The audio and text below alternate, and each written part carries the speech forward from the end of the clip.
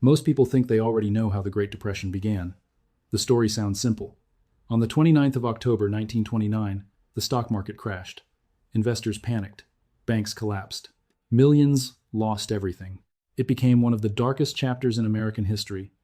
It's a clean story, easy to remember, easy to teach, and that's exactly why it has survived for nearly a century. But what if that story leaves out the most important part? What if the stock market crash wasn't actually the beginning of the Great Depression? What if it was only the moment everyone finally noticed that something much bigger had already gone terribly wrong? Because long before traders were screaming on Wall Street, the global economy had already been quietly falling apart. The warning signs were there. A broken financial system built after World War I, governments trapped in impossible debts, central bankers obsessed with defending gold instead of protecting people, a handful of countries quietly draining money from the rest of the world, an economy where wealth flowed upward while millions of ordinary families struggled to keep up, and a series of political decisions that looked reasonable on paper but together became one of the greatest economic disasters in modern history. The Great Depression wasn't caused by one bad day. It wasn't caused by one greedy investor. It wasn't even caused by one bad policy. It was the result of years of mistakes that reinforced one another until the entire system finally collapsed under its own weight. The stock market crash wasn't the disease. It was the fever. It was the moment when years of hidden damage became impossible to ignore. And perhaps the most unsettling part of this story isn't what happened in 1929. It's the realization that many of the people responsible believed they were doing exactly the right thing. They weren't trying to destroy the economy. They thought they were saving it. So if the crash wasn't the true beginning, where did this disaster actually start? To answer that question, we have to leave Wall Street behind and travel back more than a decadetto, the muddy battlefields of the First World War, where the first cracks in the global financial system quietly began to appear. If you only looked at America during the late 1920s, it was easy to believe the future had never looked brighter. Factories were producing at record levels. New technologies were changing everyday life. Cars filled the streets. Radios entered millions of homes. The economy seemed unstoppable. But the story of the Great Depression doesn't begin in the United States. It begins thousands of miles away, on the battlefields of Europe. When the guns finally fell silent in November 1918, victory didn't bring stability. It revealed devastation on a scale the modern world had never seen. Entire regions of Europe had been reduced to rubble. Cities needed to be rebuilt. Railroads had been destroyed. Factories were gone. Millions of workers and soldiers would never return home. France had lost nearly 1.5 million men. Britain had buried hundreds of thousands more. Germany's losses were even greater. But the physical destruction was only part of the damage. The financial system that had connected the world's largest economies before the war had also been shattered. For decades, international trade had operated under a relatively predictable monetary system. Gold moved across borders. Currencies remained stable. Trade expanded because governments generally followed the same financial rules. The war changed everything. To pay for years of fighting, governments printed enormous amounts of money, borrowed heavily, and suspended many of the financial disciplines that had once kept the global economy balanced. When peace finally arrived, leaders faced an enormous question. How do you rebuild an international financial system that has just survived the largest war in human history? Unfortunately, many believed the answer was simple. Go back to the old system. Restore what existed before the war. But history rarely moves backward so easily. The world of 1919 wasn't the world of 1914. The balance of power had changed. The distribution of wealth had changed. The ownership of gold had changed. And the political pressures inside every major country had changed as well. Instead of building a financial system designed for a new world, governments tried to force the new world into an old framework. It seemed like the safest choice. In reality, it became the first major step toward catastrophe. The war itself didn't create the Great Depression, but it created the conditions that made the depression possible. And the very first decision after the war would make those conditions even more dangerous. Because peace did not erase debt. It multiplied it. And soon, the world's largest economies would become trapped inside a financial loop that almost nobody could escape. The First World War had ended, but the financial war was only beginning. The peace treaties didn't create a stable recovery plan. Instead, they created one of the most fragile financial systems the modern world had ever seen. On paper, it looked logical. In reality, it depended on every country doing exactly what it was supposed to do, year after year, without interruption. That was never going to happen. Under the Treaty of Versailles, Germany was ordered to pay massive reparations for the destruction caused by the war. The amount was staggering far beyond what many economists believed the German economy could realistically support. Even at the time, respected voices warned that these payments weren't just unrealistic, they were dangerous. But France had its own problem. Its cities had been devastated, its economy needed rebuilding, and France itself owed enormous wartime debts to Britain and the United States. Britain wasn't in much better shape. It had financed years of war through borrowing, and now it needed repayment as well. Meanwhile, the United States had emerged from the war in a completely different position. Unlike much of Europe, America had escaped widespread destruction. Its industries had expanded, its financial power had grown, and for the first time, it had become the world's largest creditor nation. That created an extraordinary financial circle. Germany was expected to pay reparations to France and Britain. France and Britain would then use that money to repay their debts to the United States. But there was one obvious problem. Germany didn't actually have enough money. So where would it come from? Ironically, much of it came from the United States. American banks lent money to Germany. Germany used those loans to pay France and Britain. France and Britain then sent those payments back to America to service their own debts. Money wasn't really flowing in a healthy global economy. It was moving in circles. Every payment depended on another loan. Every loan depended on confidence. And every government assumed the cycle could continue indefinitely. It couldn't. The entire system functioned like a tower balanced on a single support beam. If American banks slowed their lending, Germany would struggle to pay. If Germany couldn't pay, France and Britain would face mounting financial pressure. And if France and Britain couldn't meet their obligations, the entire international financial structure would begin to crack. What makes this story even more remarkable is that many leaders understood how fragile this arrangement was. Yet political reality often mattered more than economic reality. American politicians had little interest in forgiving Allied debts. Their voters expected repayment. French politicians couldn't simply abandon reparations after the enormous sacrifices their country had endured. Every government was making decisions that made political sense at home. But together, those decisions created an international system that was almost impossible to sustain. No one intended to build a financial time bomb. Yet piece by piece, that's exactly what they created. And while the world focused on debts, another idea was quietly gaining enormous influence. An idea that many central bankers believed represented stability itself. Gold. They believed returning to the gold standard would restore order. Instead, it would become one of the biggest mistakes of the entire era. By the early 1920s, many of the world's most influential economists, finance ministers, and central bankers believed they already knew how to restore global stability. Their answer was simple: go back to gold. Before the First World War, the gold standard had provided a common financial language for much of the industrialized world. Currencies were tied to gold, exchange rates remained relatively predictable, and international trade expanded under a system that many viewed as disciplined and trustworthy. To those rebuilding the post-war economy, restoring the gold standard seemed less like an option and more like a necessity. Gold represented confidence, gold represented stability, gold represented order. But there was one problem. The world they were trying to restore no longer existed. The war had completely changed where the world's gold was located. Instead of being spread relatively evenly among the major economies, an enormous share had accumulated inside just a few countries. By the middle of the decade, the United States held nearly half of the world's monetary gold. France was quickly becoming another major holder after stabilizing its currency and aggressively accumulating reserves. Together, the two countries controlled an extraordinary amount of the global gold supply. That concentration created a serious imbalance. Under the traditional rules of the gold standard, gold wasn't supposed to sit still. If gold flowed into a country, that country was expected to expand its money supply. More money would circulate. Prices would gradually rise, imports would become more attractive, exports would become less competitive. Eventually, gold would begin flowing back to other countries. The system was designed to correct itself.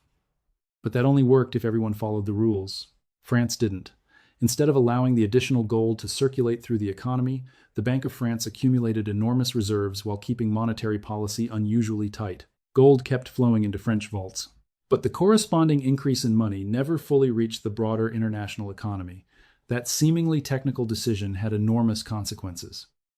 Countries that lost gold had to shrink their own money supplies to defend their currencies. Credit became harder to obtain, prices began falling, businesses struggled, economic activity slowed. And because multiple countries were trying to protect their gold reserves at the same time, those pressures spread across borders with surprising speed. What had once been designed as a stabilizing system was now doing the opposite. Instead of absorbing economic shocks, it transmitted them from one nation to another.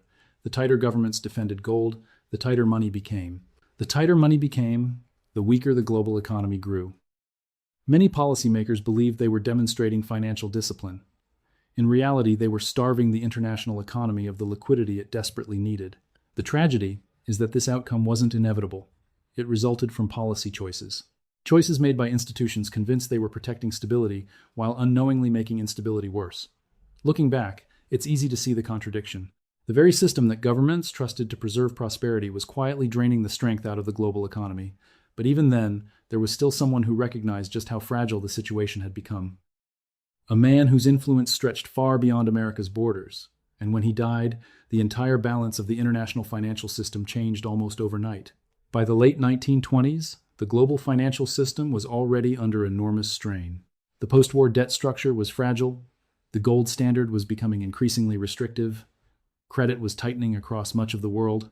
But despite all of those warning signs, there was still one man who understood just how dangerous the situation had become. His name was Benjamin Strong. Today, outside of economic history, very few people recognize it. Yet during the 1920s, he was arguably the most influential central banker on the planet. As the governor of the Federal Reserve Bank of New York, Strong wasn't simply managing America's financial system. He was constantly working with central bankers across Europe, trying to prevent the fragile international economy from falling apart.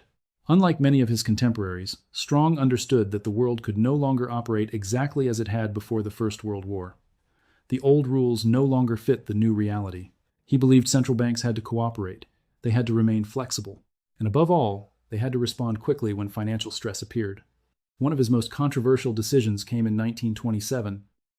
To reduce pressure on the international monetary system and help stabilize Britain, Strong supported lowering the Federal Reserve's discount rate.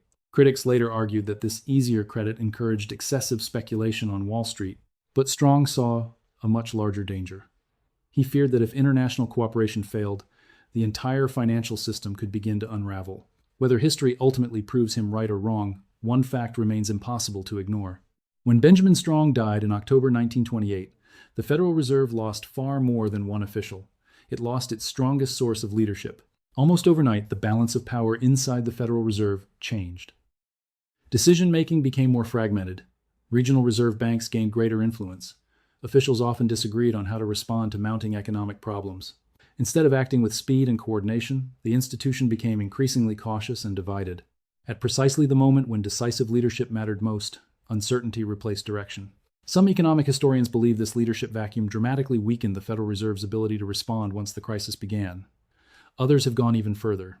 They've argued that had Strong lived longer, the Great Depression might have been far less severe, perhaps never reached the scale that history remembers today. That's an extraordinary claim. History is rarely changed by a single individual, but it reminds us of something important. Institutions are only as effective as the people leading them. The Federal Reserve had been created to stabilize financial crises. Yet, when the greatest financial crisis of the era approached, it found itself divided, hesitant, and increasingly unable to act with confidence. Unfortunately, leadership wasn't the only problem. Even as warning signs multiplied, America appeared to be enjoying one of the greatest economic booms in its history. Factories were busy, stock prices kept climbing, consumers kept spending. To millions of Americans, prosperity looked endless.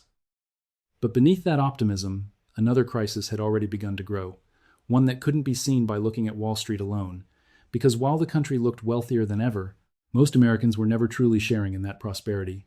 By the late 1920s, America looked like the most successful economy the world had ever seen. Factories were expanding. Automobile production was breaking records. New radios filled living rooms. Refrigerators, washing machines, and electric appliances were transforming everyday life. Every headline seemed to celebrate another sign of progress. To many Americans, the future looked limitless. This became known as the Roaring Twenties. But prosperity can be deceptive. Sometimes an economy grows so quickly that people stop asking whether its foundation is actually strong enough to support it. That is exactly what happened. Behind the impressive statistics was a much more uneven reality. The wealth created during the decade wasn't flowing evenly across society. It was concentrating at the very top. By 1929, the richest 1% of American families received nearly 1/4 of all pre-tax income. Even more striking, the wealthiest 1/10 of 1% earned roughly as much income as the bottom 42% combined. Those numbers weren't simply about fairness. They revealed a dangerous imbalance. An industrial economy depends on millions of ordinary people buying the goods that factories produce: cars, clothing, furniture, household appliances, food, everyday products. When most families have enough income, businesses expand, workers stay employed, and production continues. But when income becomes concentrated among a relatively small group, that balance begins to break. The wealthiest Americans could certainly spend enormous amounts of money, but they could never purchase enough goods to replace the buying power of millions of middle and working class families.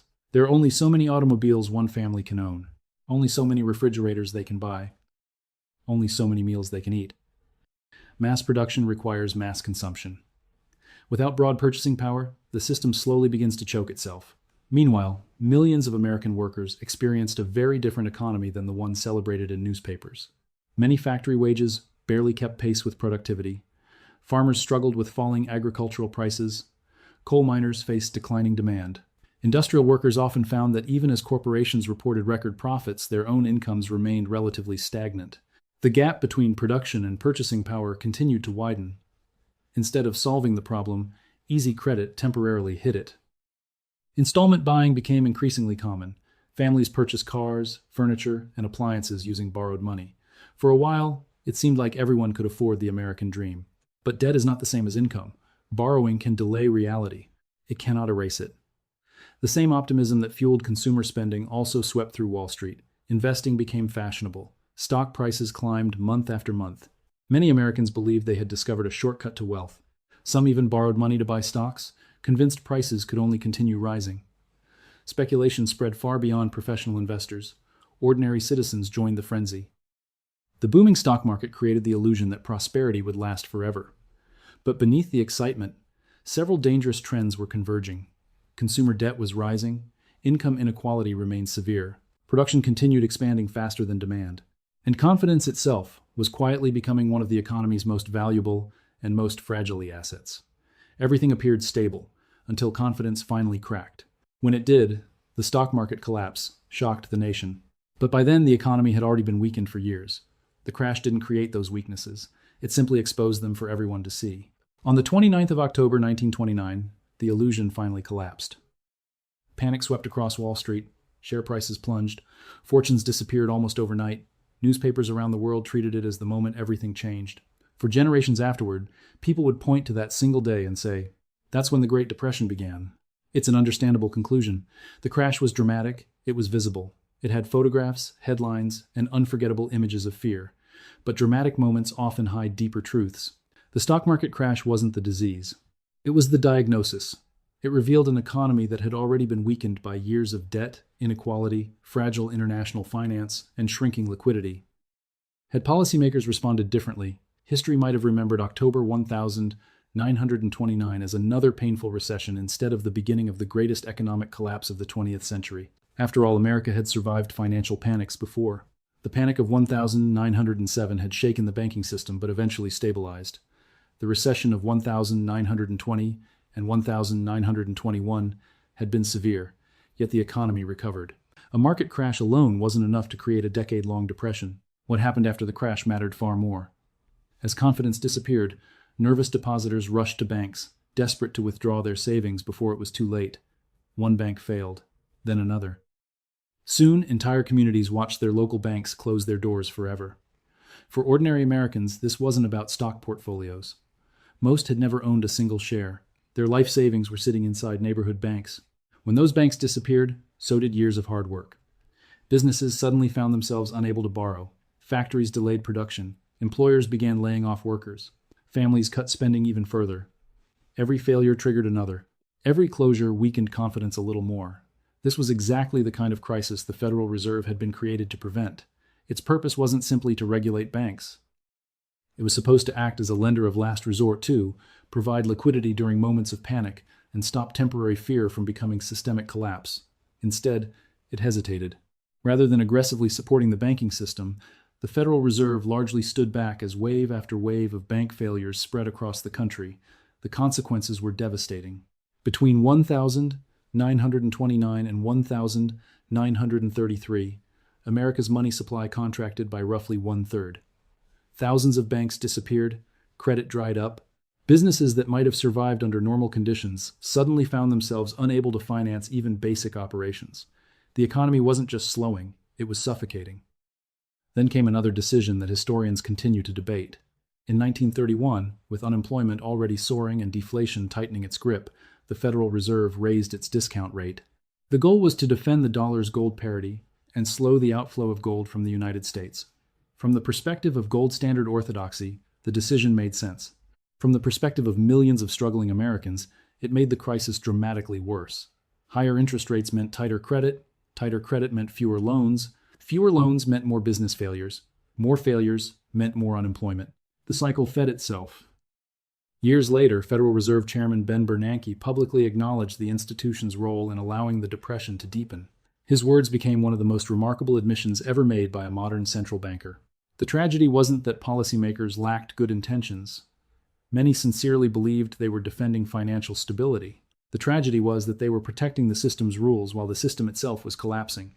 And just when America's economy desperately needed international cooperation, Washington made another decision that sent shockwaves across the entire world. By 1930, the United States was already in serious trouble. Banks were failing. Businesses were closing. Unemployment was climbing. The economy desperately needed confidence, investment, and international cooperation.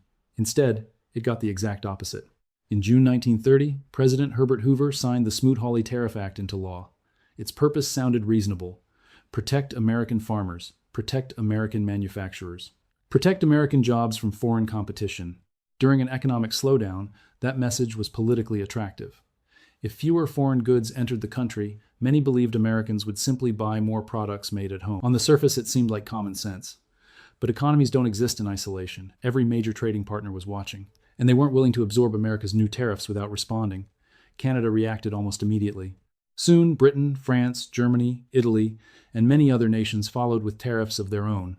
What began as an attempt to protect domestic industries quickly escalated into a worldwide trade war. The consequences spread faster than almost anyone expected. International trade, the lifeblood of the global economy, began to collapse. Within only a few years, worldwide trade had fallen by roughly 2/3. Factories that depended on overseas customers suddenly lost entire markets. American farmers found it harder to sell crops abroad. Manufacturers watched export orders disappear almost overnight. The downturn that had started inside the financial system was now spreading into nearly every sector of the economy. But the damage reached even deeper. Remember the financial loop created after the First World War? Germany depended on earning foreign currency through international trade. Those earnings helped finance reparations. France and Britain relied on those payments to meet their own obligations. American lending had already begun slowing. Now, international trade was collapsing as well. The entire chain began breaking apart. Countries could no longer generate the income needed to keep the system functioning. Debt payments stalled. Confidence vanished. Financial panic crossed borders with remarkable speed. In 1931, Austria's largest bank collapsed. The crisis quickly spread into Germany. Britain soon abandoned the gold standard altogether. One country after another found itself overwhelmed by forces that had begun far beyond its own borders. The Depression was no longer America's crisis. It had become the world's crisis. Looking back, it's tempting to search for a single mistake that caused everything. One bad law, one bad decision, one bad leader. History is rarely that simple. The Great Depression became catastrophic because multiple failures reinforced one another. Each problem made every other problem worse. Debt amplified financial panic. The gold standard restricted flexibility. Bank failures destroyed confidence. Trade wars strangled recovery. Income inequality weakened consumer demand. Speculation magnified instability. Individually, each was dangerous. Together, they created something far more destructive than anyone imagined. Only by putting every piece together can we finally understand why the entire global economy collapsed. By the early 1930s, there was no longer a single crisis to solve. There were several, and every one of them was making the others worse. This is the point where many history books oversimplify the story. They search for one cause, one mistake, one person to blame. But the Great Depression didn't happen because one pillar collapsed. It happened because the entire structure gave way at once. Start with the legacy of the First World War. Europe had never fully recovered from the debts created by the conflict. The international financial system depended on loans, reparations, and political cooperation that had become increasingly difficult to maintain. Then came the gold standard. Instead of giving governments flexibility during hard times, it forced many of them to defend their gold reserves even as their economies weakened. Money became scarcer, credit became tighter. Deflation spread from one country to another. At the same time, the Federal Reserve failed to perform the role it had been created for. Rather than stopping panic, it allowed the banking system to contract. Thousands of banks disappeared. Millions of Americans lost access to their savings. Businesses lost access to credit. Confidence evaporated. Meanwhile, America's economy had its own hidden weaknesses. Income inequality had reduced the purchasing power of ordinary families. Factories were producing more goods than consumers could afford to buy. Easy credit had delayed the problem, but it couldn't eliminate it. The stock market boom had created enormous optimism. When that optimism disappeared, spending disappeared with it. Then international trade collapsed. Tariffs divided countries that desperately needed cooperation. Exports fell. Imports shrank. Global commerce slowed to levels few had imagined possible only a few years earlier. Every solution seemed to create another problem. Every attempt to defend one part of the system weakened another. The depression became a self-reinforcing cycle. Banks failed because businesses collapsed. Businesses collapsed because customers stopped spending. Customers stopped spending because they lost their jobs. Governments tightened policy because they feared losing gold. That tightening destroyed even more economic activity. Soon, the crisis was feeding itself. No single policy could easily reverse it anymore. The world had crossed a threshold. What might once have been a painful recession had become something much larger, a systemic failure, one that reached across continents, industries, governments, and millions of ordinary lives. Industrial production in the United States fell dramatically. National income contracted. Unemployment climbed to levels previously thought unimaginable. Entire communities watched decades of progress disappear in only a few years. The most heartbreaking part is that much of this wasn't inevitable. Many of the choices that deepened the depression were made by intelligent people acting in good faith.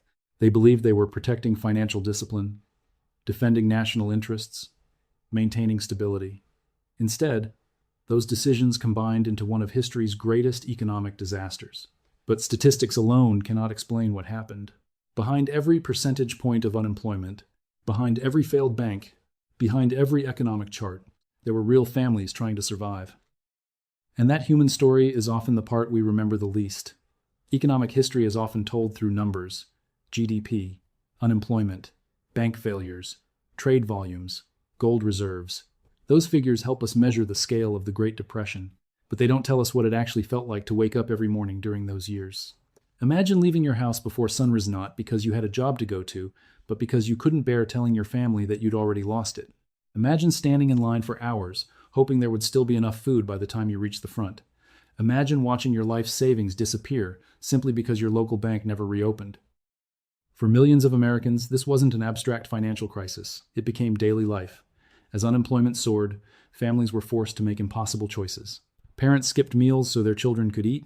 Many children arrived at school hungry, distracted not by homework but by empty stomachs. Entire households that had considered themselves solidly middle class only a short time earlier suddenly found themselves depending on charity to survive.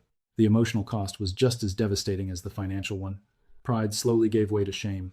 Hope gave way to uncertainty. Many people no longer believed the system would ever work for them again. And in rural America, another disaster struck at exactly the wrong moment. Across the Great Plains and much of the South, years of aggressive farming practices combined with prolonged drought to create the Dust Bowl. Millions of acres of farmland were transformed into dry, lifeless earth. Massive dust storms rolled across the countryside, swallowing farms, towns, and entire communities. Families who had worked the same land for generations packed everything they could carry into aging trucks and headed west, hoping California would offer a fresh start. Many discovered another harsh reality. Jobs were scarce, housing was limited, competition was fierce. The promise of a better life often ended in more hardship. The Depression wasn't simply destroying wealth, it was destroying confidence. Confidence in banks, confidence in governments, confidence in institutions, and perhaps most dangerously, confidence in democracy itself. History has shown that when enough people lose faith in the existing system, they begin searching for alternatives. Sometimes those alternatives promise hope, sometimes they promise certainty, and sometimes they promise someone to blame. The economic collapse of the 1930s didn't remain an economic story. Its political consequences spread far beyond America's borders. In Germany, economic desperation fueled support for the Nazi Party. In Italy, authoritarian rule became even stronger. In Japan, militarists gained increasing influence as economic hardship pushed the country toward expansion abroad. The road to the Second World War wasn't built by military decisions alone. It was also paved by economic collapse. The Great Depression reminds us that financial crises rarely remain financial for long. When people lose their livelihoods, they often begin losing faith in the institutions meant to protect them. And once that faith disappears, history can take an extraordinarily dangerous turn. One of the biggest mistakes we can make is believing the Great Depression belongs only in history books, that it's a tragedy locked safely in the past, that the world learned its lesson once and for all. History rarely works that way. The Great Depression wasn't simply a financial collapse. It was a warning about what happens when multiple weaknesses build quietly beneath the surface, while leaders convince themselves everything is under control. That's why this story still matters. Not because today's economy is identical to the 1930s. It isn't. But because some of the underlying pressures feel surprisingly familiar. The world still wrestles with rising inequality. Many countries continue carrying enormous levels of public and private debt. Trade disputes still emerge between major economic powers. Central banks continue facing difficult choices between controlling inflation, supporting growth, and maintaining financial stability. Political divisions have become sharper in many parts of the world. International cooperation often proves harder than anyone expected. None of these realities automatically lead to another Great Depression. History never repeats itself in exactly the same way. But history often reminds us that complex systems become vulnerable long before they actually collapse. That's exactly what happened during the late 1920s. The warning signs appeared years before the disaster.